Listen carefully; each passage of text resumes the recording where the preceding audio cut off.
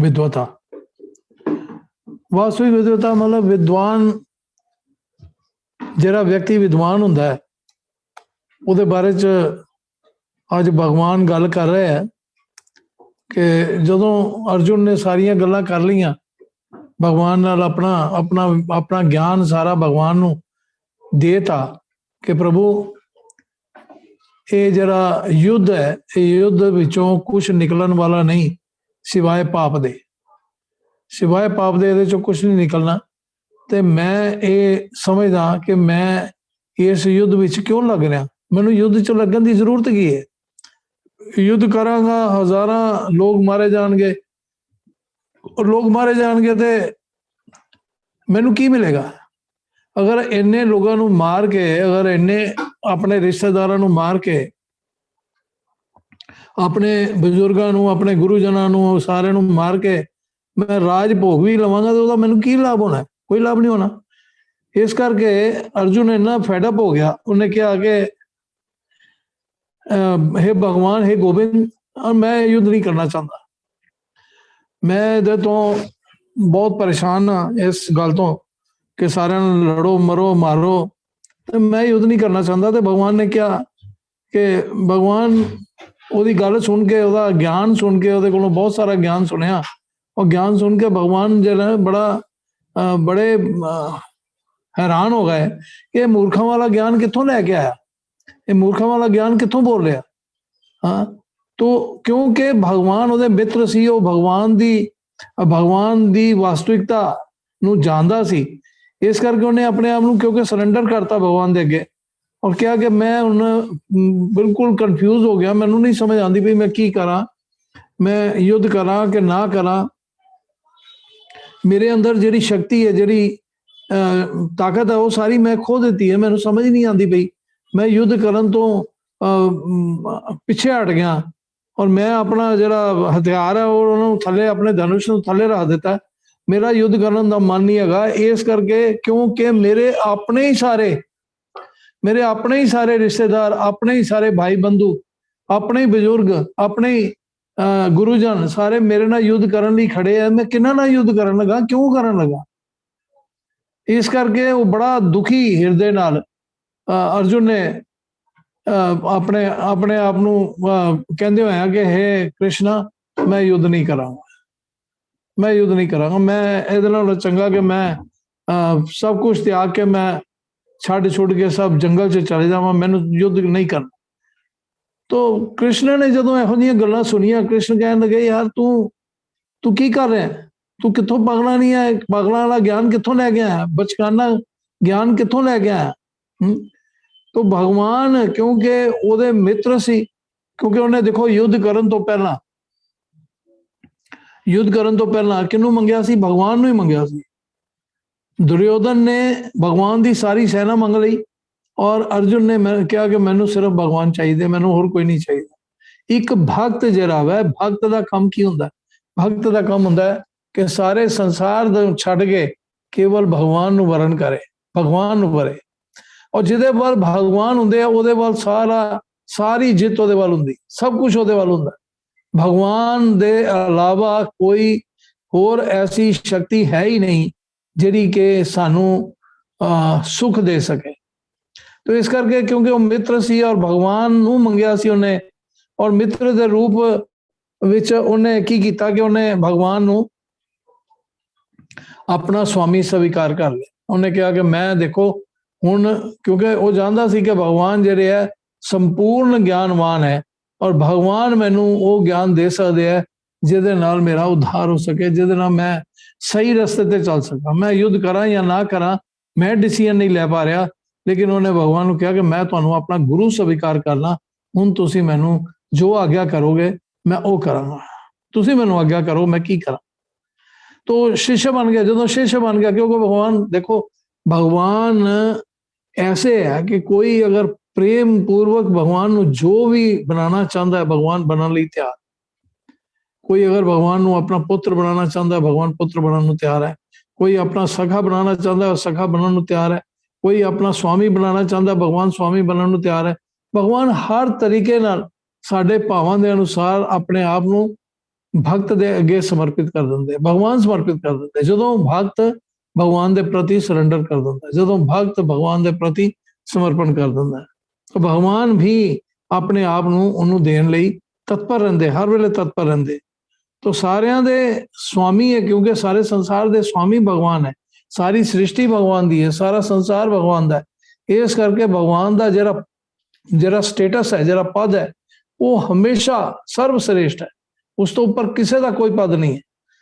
और भगवान जदों सब कुछ बनने लिए तैयार है, तो भगवान अपने आप को प्रस्तुत करते हैं। जदों अर्जुन ने भगवान को अपना गुरु स्वीकार कर लिया, तो भगवान ने अपना गुरु का पद जरा वो ग्रहण कर लिया। भगवान ने वो पद ग्रहण करके तुरंत गुरु की भूमिका निभाना शुरू कर दी। तो उन्होंने कहा कि यार तू जरा ज्ञान बोल रहा है, जरा तू ज्ञान है कित्थों लैके आया, बचकाना ज्ञान जरा तू कर रहा है, वो की ज्ञान है? भगवत गीता जी है वो एक खास व्यक्ति लिए नहीं है। ये नहीं कि अर्जुन बोलिया ज्ञान, वो अर्जुन के माध्यम नाल सारी सृष्टि के सारे मनुष्यों, सारे जीवन को ज्ञान दे रहा है। और जिहड़ा भी ज्ञान लैन का अधिकारी है, वो ज्ञान लैके उहदे तो लाभ उठा सकता। हाँ, उन्होंने भावें कोई शत्रु होवे, मित्र होवे, सारे उस ज्ञान को लैन दे अधिकारी है। जिहड़ा भी वो ज्ञान को सच्चे श्रद्धा नाल, सच्ची निष्ठा नाल लेना चाहता है, भगवान अपना ज्ञान हर एक लई प्रस्तुत करते हैं। तो भगवान कहते हैं कि यार तू इन्ने विद्वाना वाले वचन जेरे बोल रहा मैं, और इन्ना तू शोक कर रहा है, अपने जिहड़ी सेना खड़ी है उन्होंने वास्ते शोक कर रहा है।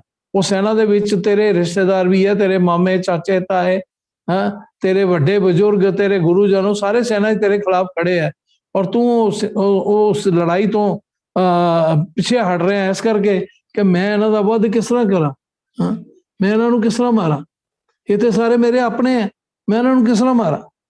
तो यह जरा तू दुख बना रहे हैं, जरा तू शोक मना रहे हैं, ये शोक मनाने का कोई कारण नजर नहीं आता, क्योंकि तू मूर्खों वाली गल कर रहे हैं। जिहड़े भगवान कहते जिहड़े विद्वान होंदे है, जिहड़े बुद्धिमान होंदे है, जिन्हां कोल इन्ना ज्ञान है, वो कभी भी ना जिंदे मनुष्य लिए शोक करते हैं और ना मरे हुए लिए शोक करते। क्योंकि मरना जीना क्या है? मृत्यु क्या है? मृत्यु तो असी जदों इस शरीर दे विच नहीं रवांगे, शरीर तो बाहर निकल जावांगे, उन्होंने मृत्यु कहते। और जदों शरीर दे विच रवांगे उदों भी शोक करने का कोई कारण नहीं है, और जदों शरीर तो बाहर हो गए तो भी कोई कारण नहीं है, क्योंकि आत्मा कभी मरदा नहीं है, आत्मा तो हमेशा रहता है, आत्मा कभी मरेगा नहीं। शरीर मरदा है, शरीर जन्मदा है। तू ये विद्वाना वाला ज्ञान जरा तू बोल रहा है, वो कित्थों लैके आया? हाँ? तो भगवान ने उन्होंने अर्जुन को डांटिया,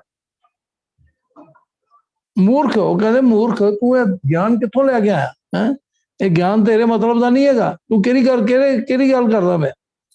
तुम उन्होंने कहा कि तू बड़े अपने आप को बड़ा विद्वान समझना पाया, वो अपने बड़ा विद्वाना दी गल्लां करना पाया, लेकिन ये जरा ज्ञान है, ये तेरा फजूल का ज्ञान तू बोल रहा।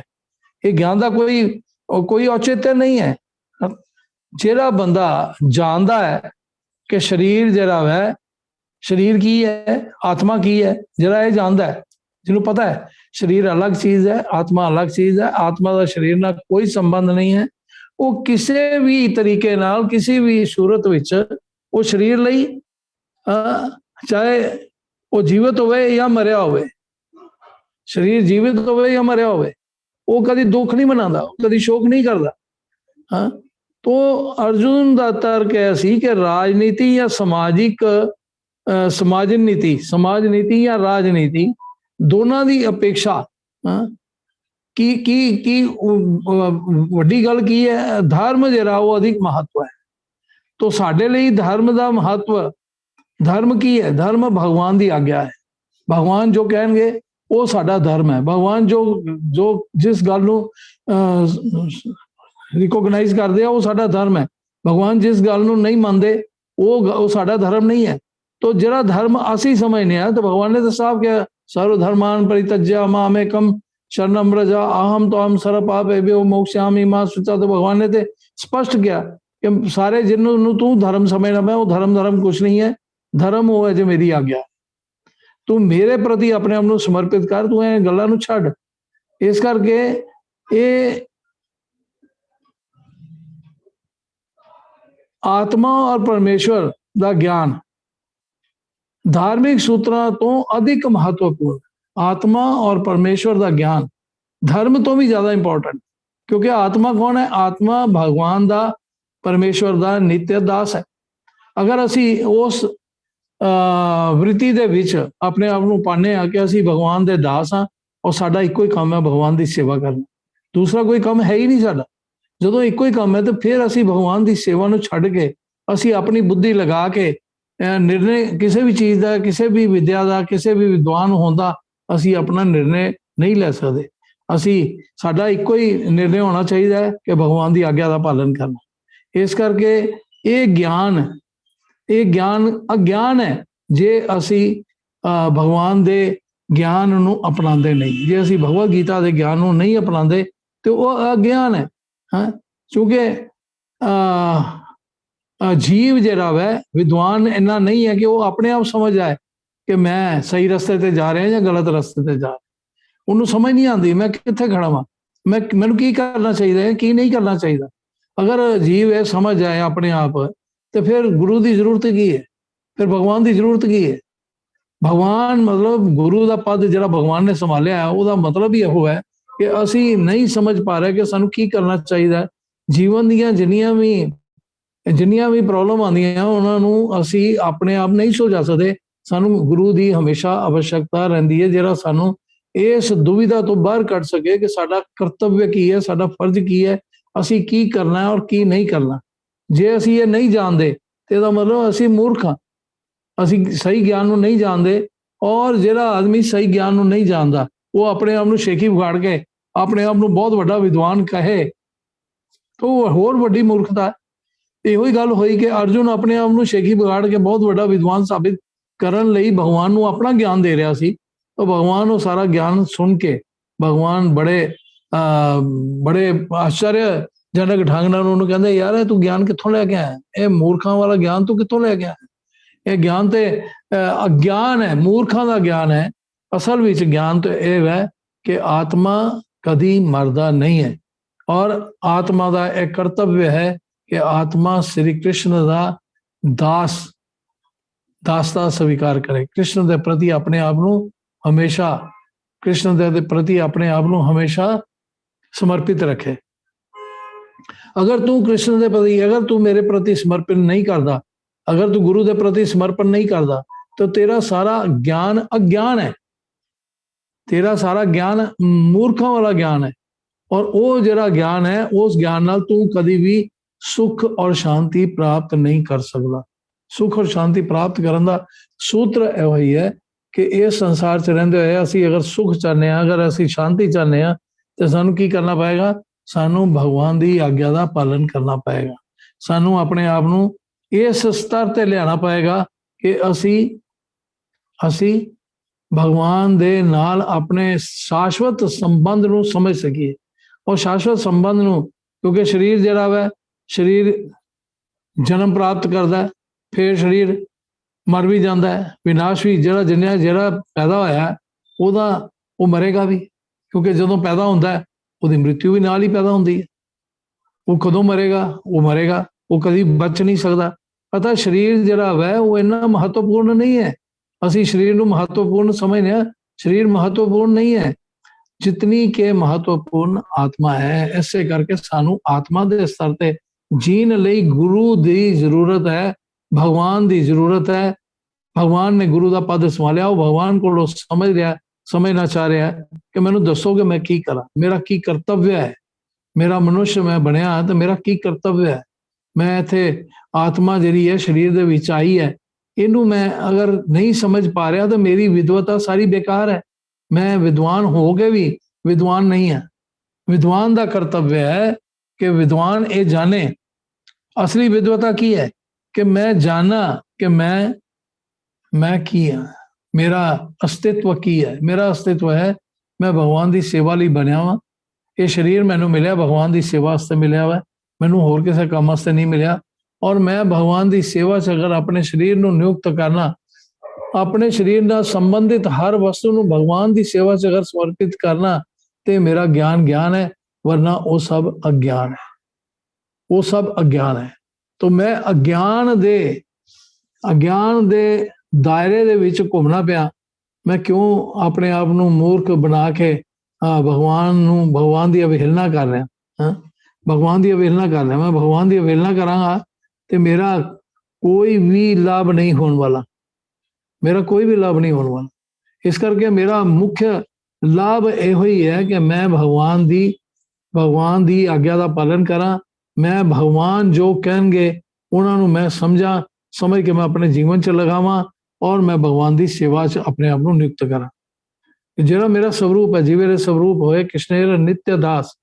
तो मैं भगवान की सेवा लिए बनया, मैं बनया ही भगवान की सेवा लिए, मैं होर किसी चीज लिए बनया ही नहीं। इस करके अर्जुन ने जानता सी कि मैं भगवान की सेवा लिए बनया। इसे करके वो कन्फ्यूजन जो मोह आ गया, उन्होंने इस संसार के जो मोह आ गया, उस मोह के वो पागल हो गया। और वो मोह के कारण उन्हें भगवान के अगे प्रार्थना की कि महाराज मैनू समझाओ कि मैं की करा, मैं बड़ा परेशान हो गया, मैंने तो समझाओ कि मैं ये जरा मोह जंजाल है, उस मोह जंजाल तो किस तरह पार होवां, ताकि मैं तुहाडी आज्ञा का पालन कर सका, तुसीं मैनू जो आज्ञा दोगे मैं वो कर सका। इसे करके उन्हें शिष्यत्व स्वीकार किया भगवान का कि मैनू हुण तुसीं आज्ञा दो, मैं कन्फ्यूज हो गया, मैनू समझ नहीं आती मैं की करा, हुण तुसीं जो मैनू कहोगे मैं वो करा। तो भगवान ने अर्जुन को ज्ञान देना शुरू किया कि देख अर्जुन, तेरा हुण कर्तव्य है कि तू शोक ना कर, तू इन्हां शरीरां वास्ते, वो मरण तुल्य शरीर है, वो जिंदा है या मरे है या मर जाएंगे, उन्होंने जरा तू शोक करना पाया, वो तेरा शोक करना बिल्कुल व्यर्थ है, बिल्कुल व्यर्थ है। इस करके शोक नहीं करना, तू वास्तविक ज्ञान को समझण का प्रयास कर, वास्तविक विद्वान बन, और वास्तविक विद्वान बन के अपने ज्ञान को भगवान की सेवा च अर्पण कर। तो इस तरह अर्जुन को समझ जदों आई कि मैं बहुत ही गलत डिसीजन लै रहा सी, मैं ये सोच रहा सी कि ये लड़ाई जी है नहीं लड़ा, वो भगवान ने जदों उन्होंने कन्विंस कर दिता कि तू तेरा यह कर्तव्य है कि तू भगवान की आज्ञा का पालन कर, और गीता के सार को समझने की कोशिश कर। कि गीता का सार है कि ये शरीर जिहड़े है, ये शरीरों के स्तर पर सोचेगा तो तेन कुछ भी समझ नहीं आनी। तो शरीरों के स्तर तो ऊपर उठ, और वास्तविक जो आत्मा है उस स्तर ते तू निर्णय लेने का प्रयास कर। तो अर्जुन का जो तर्क ये सी कि धार्मिक बना, मैं धार्मिक बना।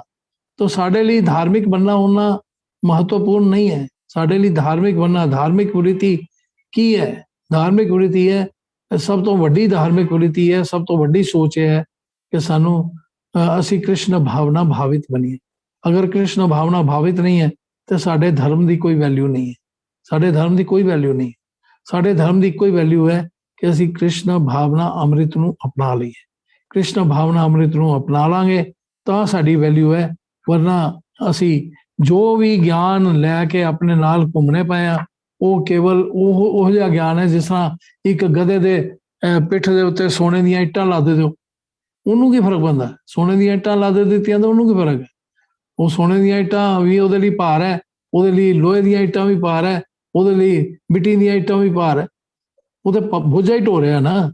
तो बोझा ढोने वाला नहीं बनना, असी वास्तविक ज्ञान को प्राप्त करके अपने गुरु कोलों और गुरु के अनुसार अपने आप को गुरु के चरणों च समर्पित करके भगवान के प्रति अपने आप को समर्पित करके असी उस ज्ञान के मुताबिक अपने जीवन यापन करना है।